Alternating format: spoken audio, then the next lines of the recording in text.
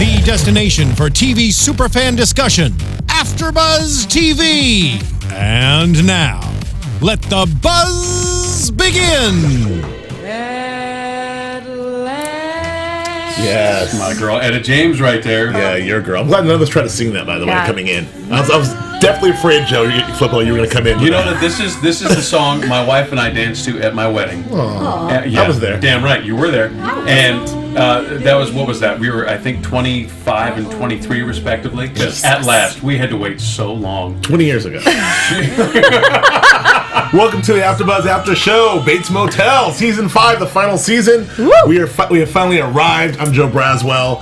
It's good to be back. I'm joined, as always, by the lovely Du'a Kaissi. Hi, Du'a. Hi, hey. Good to see you. Nice to see you again. Welcome, everybody. And also by the equally lovely Julia Cearley. Hi, guys. Missed ya. Good to see you as well. Excited about Bates Motel. So stoked about it. And the man who very tastefully decided not to step on Etta James, Joe Sanfelippo. Nice to be here with you guys. You don't mess with Etta James. No. It was clearly the better choice. Yeah, no, so we're very excited to be back. This is the final season. First of all, we've been doing this for 5 seasons, guys. Really? Mm-hmm. Wow. And thank you for all of you guys watching on YouTube and listening on iTunes who've been listening to us this whole time. Does that we mean, really like, appreciate you. If there was a kid that started high school when we first started this means that they're in the first year of college right That's now? weird. Yes. That means, Is that what that that means? means you can finally have sex with them. What?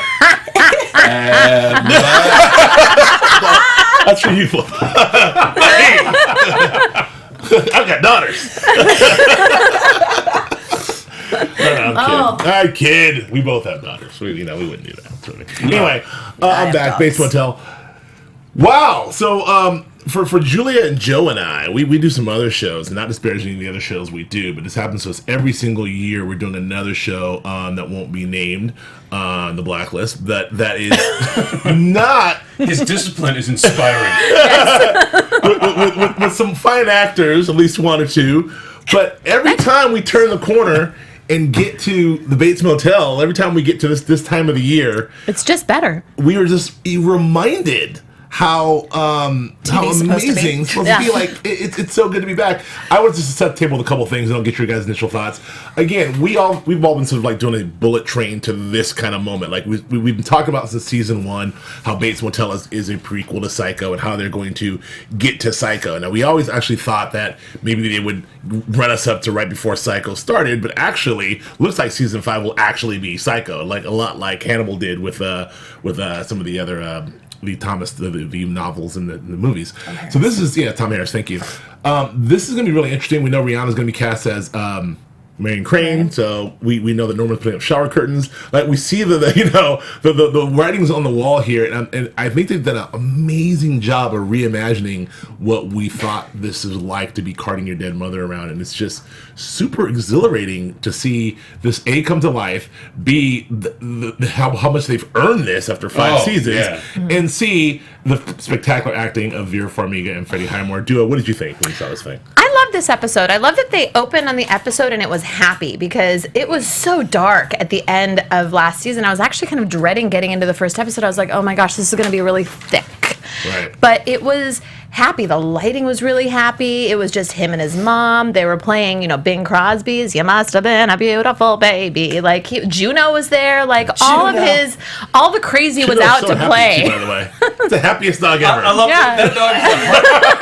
That dog is the harbinger of crazy. You know when Juno shows up, he's in Fantasyland. Yeah. I thought the same thing. Like, it's crazy. Juno showed up and was like, "Oh, we're doing it.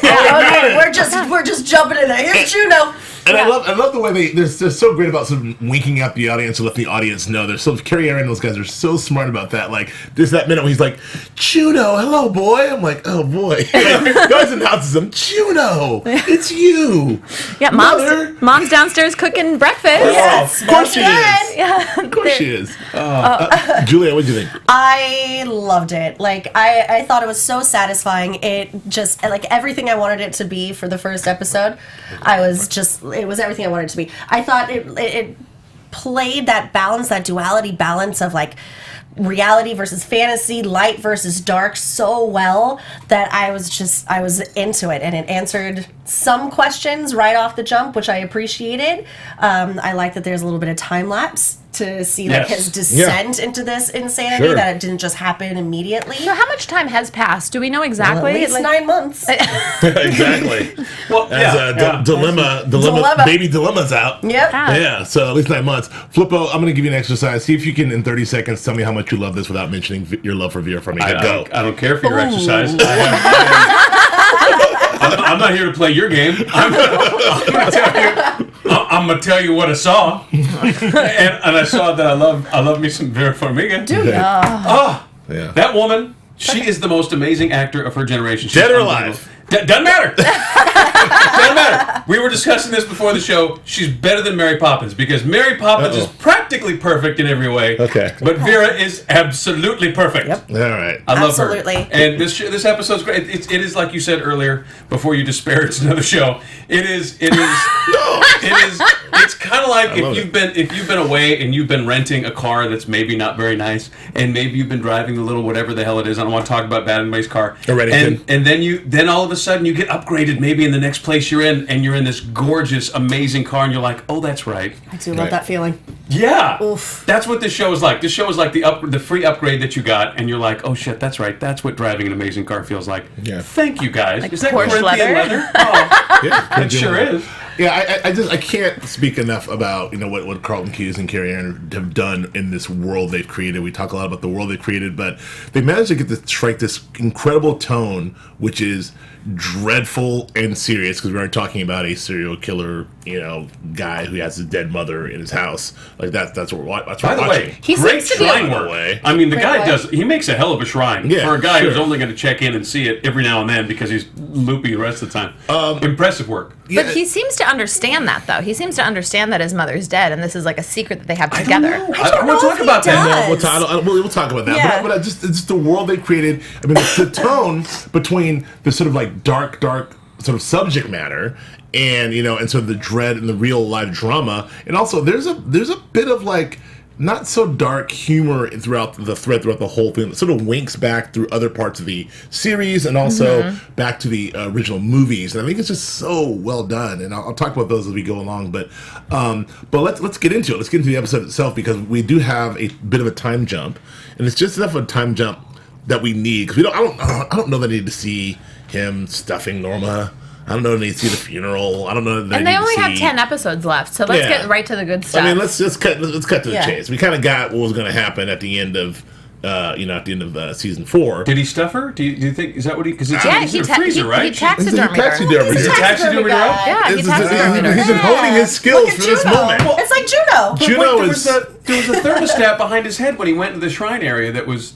I thought that was indicative of maybe that makes sense. Maybe it's both. No. Maybe. Maybe he It's probably been keeps it 9 cold. months at least. Yeah. Well, the baby's what? Like a month? I've never had a baby. Is that a month-old baby? 2 months? But baby's at least 3-4 months old. Okay. See, I don't have babies. I don't know. They can't work until they're 3 months old. I mean, that's just. Goddamn labor law. Not in my house. Countdown. State of California won't let them work until they're 3 months old. So yeah, I think the time jump is convenient. We get there, we see, as you mentioned, a happy beginning, a happy, this is the couple that weave the couple. That's a Freudian slip.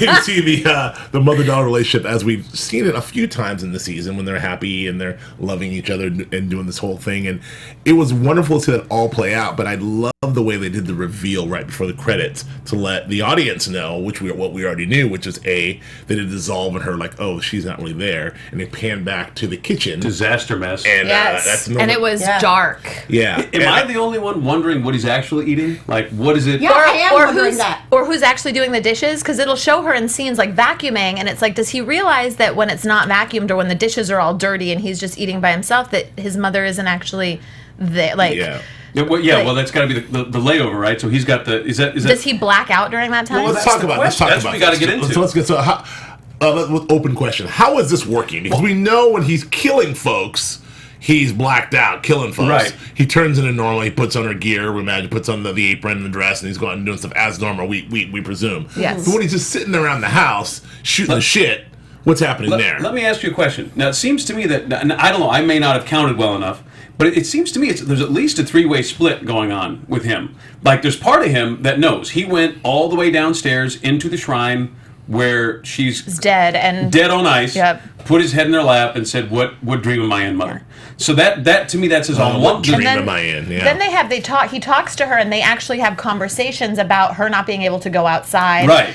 Nobody can know. This is our secret. This is our paradise together. So there's that reality as well. But that one, she said she's pretending to be dead. She said She said both. I think it shows the level of mental deterioration that he is experiencing and the multi-levels of his deterioration, that he's not exactly sure the place that he's in.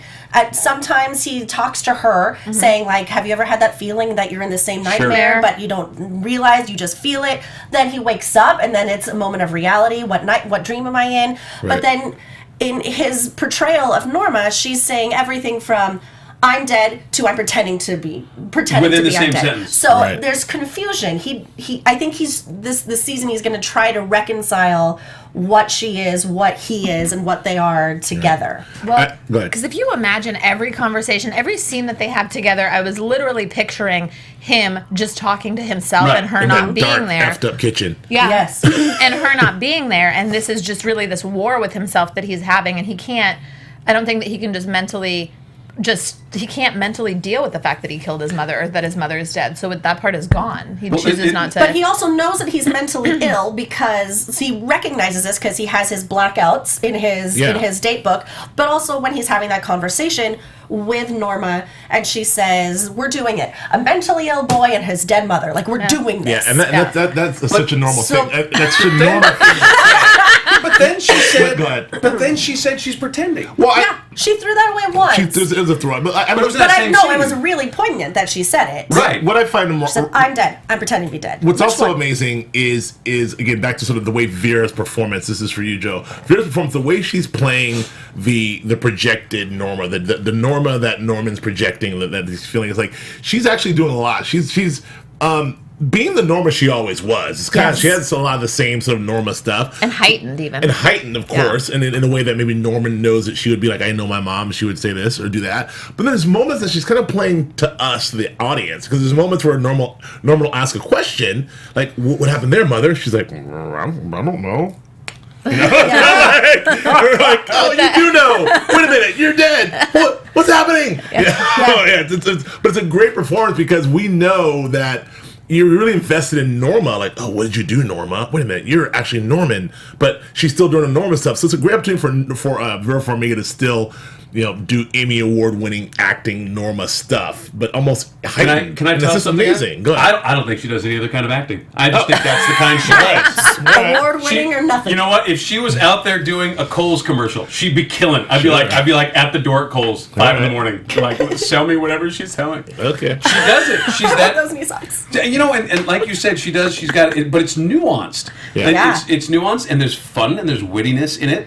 Which Norma has always had. I do appreciate that Norman's version of Norma is still Norma. Right. Not like a fantastical, perfect vision of what she is in his head or she's could be. She's nuanced and real. Still his and they mother. still argue. Yes. They still have. And maybe that's part of being that psychotic. Do you think that do you need that level of sophistication to maintain your fake reality, your fantasy? Does that make any sense to me? Do you think that that's like the degree to which he's able to imagine her as so nuanced is part of what keeps him in it? Does that translate? Well, he has to be in love with her still, so she has to be the Norma that he fell in love with in the first place. Who has to be vivacious and interesting. And keep him in check, and being still at his home. mother at the same time. Yes, and she would resent being stuck at home. And that's all of probably his projected resentment of her probably being angry that he killed her. Right. Of that, all of that, like, kind of layers of he feels guilty that he killed her, and so this comes out in her resentment towards him about being stuck in the house. But really, it's just him not dealing with the reality that he killed her. I want to move on, like, just keep going down. God, I love this show so much. I mean, Because we're talking So that we're good on things. time, but I want to make sure we get all through the Norma stuff, then go back to Romero, and then go back to Dilemma. Get to But Madeline I want to, Loomis. yeah, we got to get to her, but like, which is next. But I just also wanted to say that back to the script. I think that with the teleplay here, God, man, the information they're giving us subtly, like I said, with the book, with the thing, okay, he knows about his blackouts. Yep. That she mentioned the meds. Take your meds. No, I don't want to take my meds. Okay, No. he's off his meds. Like, Yeah. we kind of all the stuff they're giving us. So let but- me ask you about the meds real quickly. Do you think that it seemed to me what was unsaid in if I don't want to take my meds, if I take my meds, you go away? Maybe. Didn't Oh, that, yeah. did- Yeah. does That's that- very true. It seems to me Very like That's true. I unsaid. didn't think about that. if I take the meds, mom gone. I mean, Yeah. where's my boy, Dr. Gay Edwards, to come check on his brother? Come check on Norman. You really think Norman's doing okay, It's Edwards? just cool. Like, I've heard from him in a you while. wanna Somewhere come, there's a just man knock in on a the 3 or door. 4 piece suit with an overcoat, and he's not coming. Yeah, he's I not. think- He's got ish to do. I wonder whatever happened to that kid, Norman. I think that I bet he's Dr. fine. I'm sure Gay Edwards is in the house in some freezer somewhere. Maybe, you're right. Yeah. Yeah. The freezer's temporary. They got to get him out. Running at the swamp, like back in the old. Yeah. So let's move on. So he goes and goes off to the hardware store.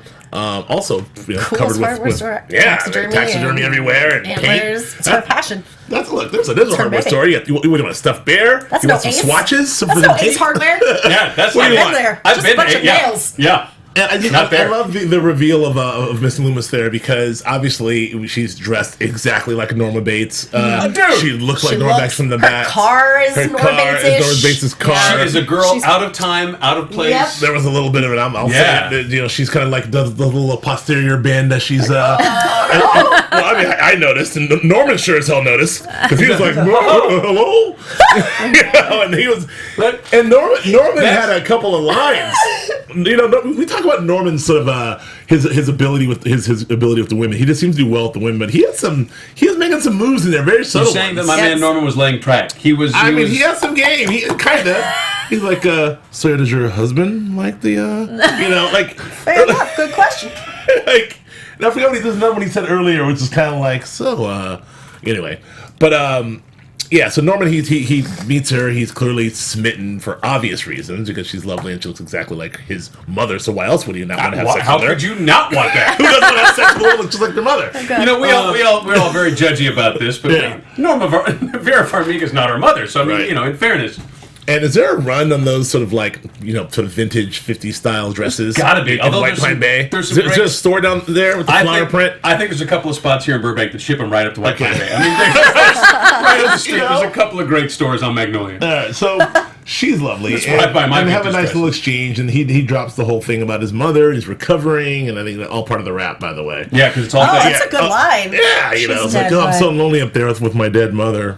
Wah, wah. Anyway, so he does all that, and she, they seem to have a little something, maybe. Connection? A little connection. And he gets to paint swatches and pulls out his wallet, and he realizes, what the hell is this? This isn't my wallet. That's Jim Blackwell's wallet. Jim Blackwell? Who's that guy? Who's this guy? I don't remember that. I love that he was honest in that moment. Yeah. And it shows that differentiate. Like, he's like, he would never steal. This isn't my wallet. I must have had it in my pocket in the lost and found. Right. What is this? Yeah. I've No, got to but get to the bottom of this. He got freaked out though. He got freaked out that he'd done something. But Yeah. it's also in sort of he's also not wanting to admit anything's weird. Like, no, this is just I made a mistake. I'm gonna go. I'll be right back. Yeah. You know? But if you, and I've left my wallet in the car before, and I've definitely, but what you leave that with is, I'm so embarrassed. I'll be right back. But you don't do this because then you look sketchy as hell. Right. Unless you're sketchy as hell. So I think on some level he knew he'd done something that does not belong, and there's perfectly good. I think absolutely he knew that something was Something amiss. was That's up. why Something was he's amiss. sort That's of. why he's like, whoa. And he Went never into- went back. He left the paint there. Well, she had to bring it to him. I know. She shows up in the office. I'm like, no way. Also a good Also move. a good I'm move. like, But also, again, this is a great hardware store in White Pine Bay. Yeah. The hot chick with the great ass delivers the paint. You forgot your swatches. And she brings it with a stir And the and paint. everything. And I Yeah. always forget the stir. That's good stuff right there. You can pay me next time. What? She's coming Yeah. back? You can't get that Anyway. customer service here in LA. I'm not gonna lie to you. It was one of those moments I was like, you done screwed up, honey. You shouldn't have come up to the office. But so anyway, so they goes, and so speaking of screwing up, Norman goes and decides to have a conversation with his mother. And look, hot tip. This is a tip, Norman.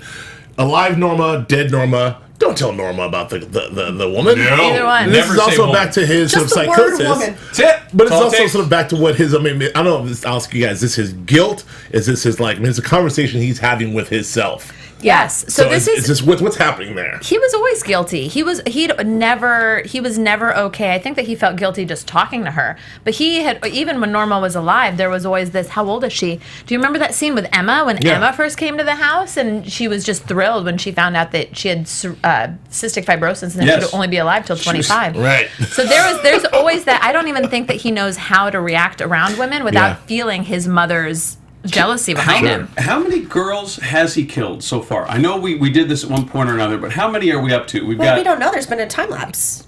But I mean, at least that we are aware of. I don't have the number in front of me, but that's something maybe you guys can tell us. It's Yeah. at least 4 or 5, isn't it? Oh, it's a lot. 'Cause Yeah. there's Bradley. There's, I mean, we could go there. There's Mrs. I don't remember her name. The teacher. Yeah.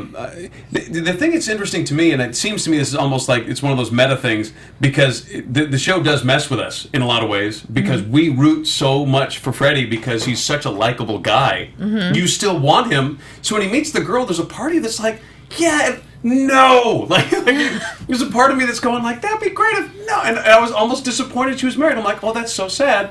And then I'm like, no, she might get to live if she doesn't. You know what I mean? Yeah. And him not wanting to, him manifesting mom the way he does to be up against all these, against any woman, is protecting. Yeah. But I like the way the show messes with us. I enjoy that. Instead, he just aspect. decides to jerk off with David Davidson. And Yeah, we'll get to that. We'll get to that. I got a prediction about my man David Davidson. Right. kinda What's hot. up, That's right. Joey Jorson? Sorry. Do or Doerson? Joe Joserson? Joe Do or Joserson? Doerson? I think my man David Davidson is married to the girl at the at the. That's what I was thinking. That's the husband. I think that's the husband. Yeah. I think he's going to go into a rage. Yeah, it's like, he's gonna kill him first before he kills her. Of course. Well, I was always wondering who the woman was that he was with because I love the way that they shot that. They didn't show her face under the umbrella, and you couldn't see her in the shot. So who is she? No. Yeah, I mean, we'll get to that. So I think that. Well, I want to touch on that scene since we're here. Let's just get on it. Like that the whole checking in Mr. David Davidson into the house, into the hotel, and removing the thing and doing his voyeuristic thing. This is something that's interesting. This is a choice that in the remake of Psycho, that Gus Van Sant made that choice with Vince Vaughn playing Norman to actually have Norman actually doing some stuff down there. To himself. Well, he was watching Anne Heche. Yes, and like the original Norman, he we imagine that he was just getting some sort of pleasure from it in 1960, but in the remake, they actually had him, jerking off. If you can Heidi ho to the old ham hock. Yes, and this. How's that? Is that the technical term? Heidi ho to the old ham hock. All right. Oh, the old ham hog, Joe. Heidi ho. Heidi ho to the old ham hog. Is it a ham hog or hand hog? Ham hock. It's like ham hock. Oh, it's like a little. I'm no doctor. My ham hock's not little, by the way. It's just not mine. I mean the ones that I really wish I'd had time to place a bet. I thought it would be about 9-12 seconds. It took about 4 before he made the The point is that he's saying Heidi ho to the old ham hock. Yes. Like, no problem. And then, again, another wink, another thing in the script, is when his mother calls him to interrupt him again, that's just him and his own guilt calling himself. He says, I'm coming, mother. And he stood there twitching long enough for that to go either way. Something like, I'm about... I It's like, I get it. You're already, this is too much ham hock happening right here in the grill. Some apologies already. A YouTube apology.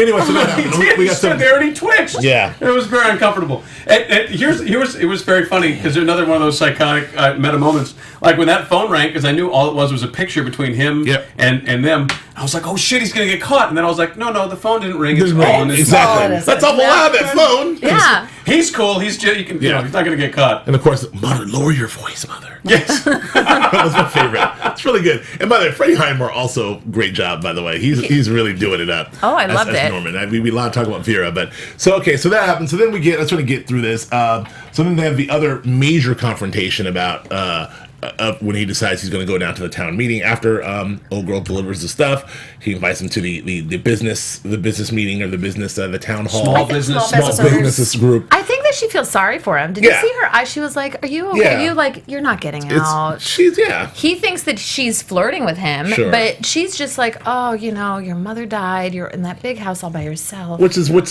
going to happen. He's going to first find out that the husband is cheating, and then get rid of him and be mad, and then he's going to go to her and like, you know, this guy's a bad guy. And he's going to be like, I love him. He's fine. Like, well, then you're a whore too. And then he's going to kill him. Yes, that's what's going to happen. Sorry. Anyway, I think you might be right. So, or I'm sorry, at least Norma will think she's, you know. Yes. Anyway, so they have a wonderful big confrontation, you know, where he decides, I'm going to this thing whether you like it or not. He runs down the stairs, fires up the old Mercedes, hits the gas, and there she is. And he's like, how'd you get, what, Mom?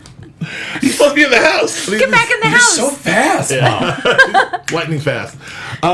So then this is the big reveal where Norma has a break it to him that, look, I'm here to protect you. Let me show you what I've done. God damn it, get over here and take a look at this. Grabs him by the ear, no doubt. Yes. Now, what does that look like in real life? He's just walking, opens a freezer, shows him the body. He didn't want to see the body. Didn't want to see it. Yeah, we see the He's one. squeamish. Yeah. Again, whatever that little thing with the hook, whatever. That's a nasty little. That's a. What do you call that thing? Yeah, What? It's box cutter. Okay. Box cutter. The thing that Norma used to kill. Box cutter. Box cutter. Yeah. That was a hook. Oh, you couldn't take my word for it, but when Jules says Yeah, it, there okay. you go. Well, box cutter I have to authority. rely on that. Anyway, so we see the whole thing play Box out. cutter. It's the body don't of see- Jim, by the way. Body Body of of Jim. Jim. They go, and then but I love how they instantly go to the acceptance. It's so fast. Like, what the? Well, we know what to do. I was gonna take Wasn't the like we haven't done car this while before, you Mom. were at the meeting. The Yeah. way she dropped that was so. It's a I was gonna brilliant. take the car while you were at the meeting. Well, I can't let you do this I alone. know how to get rid of it, Doing this all to save you. This Yeah. is why. but it was the casual. It was the off-the-shoulder toss. Yeah, Yeah, so It was great. just such an amazing choice because Yeah. I love Vera Farmiga's acting. And I just love how Norman's just like, well, we know what to do. Gotta and do he it. reaches up to the plastic thing where he has a lot of the plastic. Yeah, up there. stacks and stacks. One of many. He wraps it up. It's very cool. They get rid of the body together. You know, It's not very for sweet. anything. Did you guys notice that Two that other James. scene? So at season 1, episode 1, when they have to get rid of what was that guy's name that raped Vera Farmiga in season 1? Oh, bad. The I wanna first call him owner. Sully. Rapey Raperson. Rapey Raperson. That's it. So he. Not to be confused with David Davidson. No. Yes. Season 1. when they went out to the boat and they dropped the body in that wonderful Folgers moment, that was the same scene. And so I Yeah. love how that in the very final callback. series. Yeah. They do that again. Yeah, It's beautiful. It's a great callback. And so the phone rings, and they realize that who's on the phone? They're like, who is it? He picks up the phone, answers it, and who is it on the other line but our good man Romero from the Clink, putting out a hit on Norman because this kid has to go, which makes me rewind back to our boy Romero. But go ahead Let me first. say this. Yeah. Kudos to whoever made the cell phone that Jim had in his pocket because that battery life is outstanding. Yeah, man. It sits in the freezer for a couple of days. No problem. And get it out on the lake. Great You just reception. have to Great thaw out. reception. And bing, that sucker's got boom. That could be an iPhone commercial. That Yeah. should be. iPhone tie-in. So this is You're welcome. This is Romero. I mean, as You get whacked 3 days ago, your family can contact the killer. we spent 4 seasons talking about how dark and mysterious Romero is. He's This getting is the darker. darkest he is. My man is working the heavy bag like Looking good, mister. harder than Norman was working the old hammer. I'm sorry. It'll be here till Thursday, ladies and gentlemen. Try the This fifth. is gonna way off the rails. But like no. He's working the heavy bag, like working the heavy bag. freaking George Foreman. Yeah. Like he's hitting it. hitting it. Guess who And, didn't mind? But it's Me. paroled. yeah. Like, boy, can he work a heavy bag. Yeah.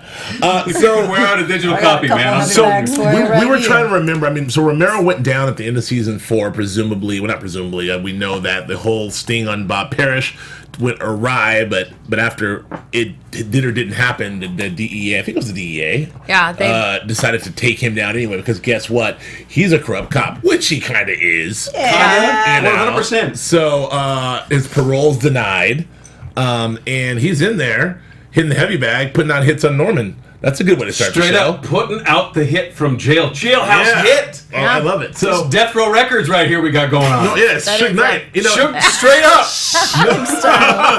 No, I don't think Norman's gonna like this very much. By the way, I think Norman will go visit him in jail. We're gonna see a scene in Glass of Norman saying, "I know it was you, Romero." Oh, absolutely. Face off. Does it make his stepfather? That'd be great. I think Romero's going to get out. Oh, Romero's gonna get out for sure. We'll talk about that in predictions because we gotta get out of here soon. But I wanted to briefly touch on. Oh, we got that long. That's good.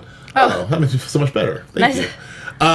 Dilemma and Caleb? Yes, Dilemma and Caleb. So we go back to to see a brand new life for Dylan. Dylan seems to have made a new life for himself. Ozzie Harriet style. Yeah, he's got Nice his boys out in Seattle. He's congratulating him on whatever he's doing for a rep. He landed. It was a beer rep. He's a beer rep. Oh, okay. That's what it was. He's selling IPAs to Seattle. whomever. Yeah. Yeah, stuff. I mean, hey, dude, Craft beers. Craft all beers. the rage. it's what I tell you all the time, Joe. If you can sell weed, you can sell beer. Yes. We all know. It's almost like it's two sides of the same coin. Exactly. So so he's doing well, and a healthy, non-CF Emma is. How great is it to see her without an attachment, without a nasal cannula, nothing? Yeah. No more Velma with the oxygen tank. I love her. No more capers for Emma. Yeah, she grew up real fast. Yeah, maybe I'm too old for this, but I kind of miss her. I love that Emma. Yeah. Anyway, so good for them. They're together doing the thing, and who knocks on the door is their good friend, my arm wrestling buddy, Caleb. Kenny Johnson. He beat you, didn't he? That's right. I don't think so. Oh, yeah. Kenny Johnson beats everybody. No. Isn't that the Arm thing? wrestling? Yes. I don't know. You I guys beat him. arm wrestled, yes? I beat him. No, beat him. you didn't. Check the tape. No. That's Kenny's thing. Is that no one beats him arm wrestling? Yeah, maybe he lost, but who cares? He didn't go to me. He didn't go after me. He didn't go after tall, skinny guys. I think you got Where's some the big Norman dude? psychosis going on. All right, he did beat me. But in my defense, I got nothing. He beat me. All right, so Kenny Johnson, Caleb, was here and was there. He shows up, and God, how Kenny plays as Caleb. Love it. He's so sweet for an incest survivor, perpetrator, Just the most earnest murderer guy. But he's just like all shucks in it. There's like he's kicking a rock over to the side. I'm actually always impressed by his performance because you don't expect it coming from a guy that looks like that. Yeah. Yeah. I see him and I'm like, oh, Point Break, here we go. Yeah. But Grown up surfer. Yeah. But every time it's like nuanced and it's sweet and good. earnest, and I was like, "Oh, you're like bringing it every time, Yeah, man." great performance. Emma's not buying it though. She's like, you need to leave. I mean, you sleep and impregnate your sister one time, and you're paying for it for the rest of your life. Exactly. But I thought she had and also I think all that was just well acted. I think the bit where he shows up and the two of them and the look on Dylan's face is like. It says it all. It's like, you're here, but you're my dad, but what am I going to do? And then Emma's kind of like, this sucks, but I love you, it's your dad, And then she's like, I'll handle this. And I think the way she handled her it. man. Yeah. Oh, I love that, And man. her daughter. Yeah. And her daughter, because. But the baby, This is maternal instincts. It is. I get that. But I think at this point, and not to be dismissive of that, because you're 100% right, but I feel like it's more directed at Dylan than the baby. Because, the baby's a baby. There's no real danger that anything's going to happen to the baby. It's more like a psychological thing that she's protecting Dylan from. Well, I just love that was... I love that her instinct was to get in there and handle it in such a gentle but firm... Like, I get it. You're the reason I'm alive. Yeah. I totally get it. I totally understand. You need to get the fuck out. Yeah. And it was so... It had a lot of heart because Emma's all heart. Yeah. And Nestor talked about that when he was on back in season 2, I think, where that Emma's character is all heart and she handles business. And so I think that I love that she has these gentle maternal gloves on now. But yeah, you were not going to fuck with her family. No, get out. You're not supposed to be here. I love you, but bye. I love that. Just to be clear, none of them know that Norma's dead, right? Yes, that was so interesting to me. It's fantastic because they're gonna find out, and when they all find out, God, wow. But we talked about it. We talked about it at the end of last season. We said that the only people in this thing that can have a good outcome would be Dylan and Emma if they get the hell out and never look back. Yeah. And it's kind of like Sodom and Gomorrah. It's like Lot's son, Lot and his daughters, right? Biblical. If you don't look back, you will be okay. You'll make it. If you look back, you're going to turn to a pillar of salt. So right now we see them not looking back. We see him in Seattle. They've got the house. He's got the gig. She's healthy. We got the baby.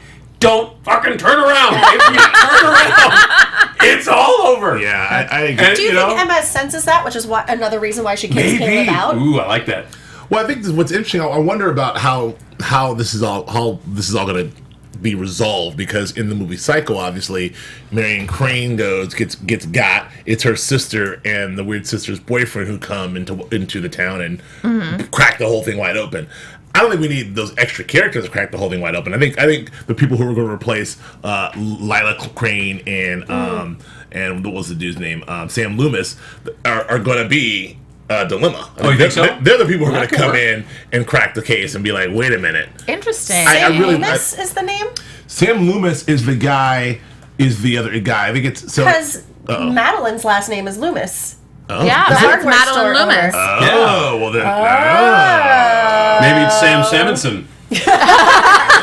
That's Interesting. Maybe that's how they're doing it. I doubt that was a mistake. No. Norma even says, Loomis? It's interesting, or something like that. Yeah, they're not in the business yeah. of making mistakes. Yeah, no. Okay, well, that's interesting, because obviously, just so we know, in Psycho, the whole thing revolves around Marion Crane, played by Janet Leigh, who flees Arizona, steals some money, flees Arizona, stops at a motel, a bad stop, gets killed by Norman because Norman's mother, because he's crazy. Her sister is like, my sister's missing, I'm gonna go find her. Grabs her boyfriend Sam Loomis, and they go out, find the old sheriff, and between all of them, they basically run down Norman and figure out this whole thing is happening.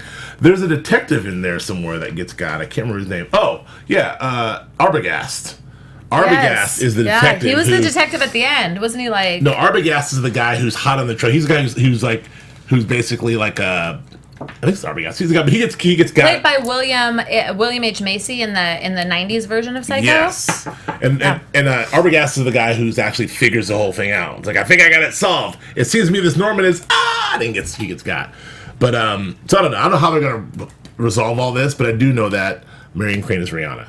So that's all I know. That's all I really care about.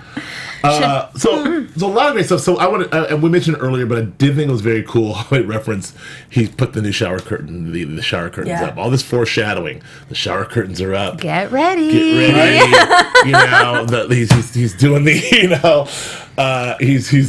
he's checking out the, the couple in the next room. So we have a precedence of what he does and how he derives. We got the yellow paint to make sure it's good in yellow. Yeah, that's not going anywhere. And it's all setting up quite nicely for everyone except for Rihanna. But we'll see. But what the loose ends we can talk about. Well, let's just jump to predictions. Actually, Your AfterBuzz TV prediction. Ready with that drop. I want Come on, predictions. I want to talk about, like, what do we think? So, how is Romero getting out, and how? I have my thoughts on that. Is Romero getting out, and how? What's going to happen with Caleb in general? Because the first episode, Caleb shows up. He's going to be gone, but where's he gonna go? I mean, I think Caleb's gonna go look for Norma. Yes. Wasn't he in Because South there's America? a granddaughter involved. Yes. But because he asked, does Norma know? Yeah. He's gonna go. He's the one that's got gonna to. look back. Yeah. I think he's going Dylan's to gonna try look to back. repair that relationship, because now there's a granddaughter, and that's pulled on his heartstrings. So he's going to want to help his son out and repair the relations with his mother, so she could be involved, even if he can't be involved, as long as this baby has a grandparent. Well, if you follow Kenny Johnson on Instagram, as I do, you can see there's a lot of pictures of him in front of the Bates Motel and from the Psycho house. So I don't know. But now I will. Maybe he's there hanging out on set, or maybe it's foreshadowing us. Well, that set is not over at Universal. That set's all the way up exactly. in Vancouver. So it is. I Anyway, can't imagine he's just hanging out. Yeah, so we'll see. I think that's that. So what do we think is going to happen, Julia? What's next? Well, I just said I think Caleb's going to be the one to try to repair that relationship. I think we're going to have a Romero. What about Romero? What's going to happen with him? I don't know yet. All right. I think a reason that Dilemma are going to head back up to Oregon, down to Oregon, right? Yeah. Seattle and Oregon. I think so. I think the whole thing with her mother was never really resolved. Right. So I think there's something's going to drop where she's going to find out that her mother came looking for her, that her mother's missing, and that's going to be a catalyst to bring them back. Makes sense. Du'a, what do you got? So I don't think David Davidson is his real name. Dun, Oh! dun, dun. Ding, ding, ding. I think, and I will agree with you. I think Dua's on the case. I think that's Madeline Loomis's husband, which would make him. Well, that would make him. Would that make him Sam Loomis? That would make him Rihanna's. I'd said a thing. I'd said a thing too. But that would make him Rihanna's boyfriend. So was that Rihanna? Might have been Rihanna. Sisters. Was that Rihanna under the umbrella? Rihanna under the umbrella.